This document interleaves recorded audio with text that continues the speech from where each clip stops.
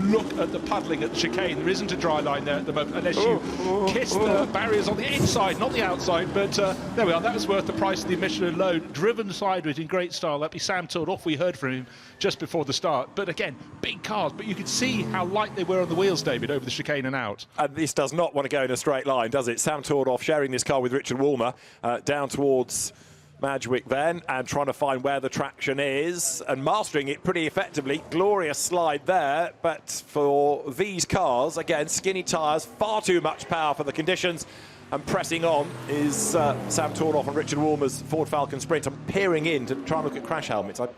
Whether that's Sam or Richard, I'm struggling to identify, but I think it's Sam's helmet. Well, you can't tell he wasn't wearing it when he was interviewed, but right now it's an excess of performance over grip. But the confidence that Sam Tordoff has there, you realise there is far more handling in that car than it looks at the moment. It's floating everywhere, but it's about getting the flow around the circuit, flow being the operative word at the moment.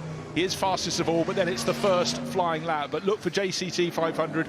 It's got 600. It's got 600 on the door to max it, and it just makes me smile. It makes me laugh, and as it's getting brighter as well, it's great to have these cars out there. Well, it is, and as the session cycles through, we're going to start to see the times drop, and another huge slide coming out of Lavant Corner then from the Falcon.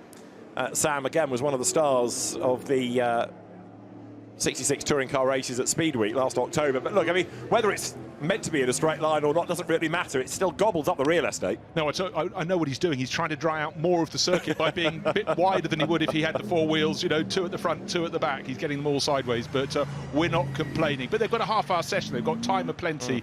But right now, the track is starting to get a dry line. It's all relative, but it's very narrow, and you hit the curb. And that's the sort of thing you do for fun down a country lane, but trying to get a quick lap around here, maybe just biding his time, frankly. The track will come to them. What I didn't realise was that for the rally stage this evening, a water splash had been put in, but I think Sam Tordoff's car has found it as it goes over the line. This is going to be just about on the 2-minute mark, isn't it, as he goes through a 1:58.9.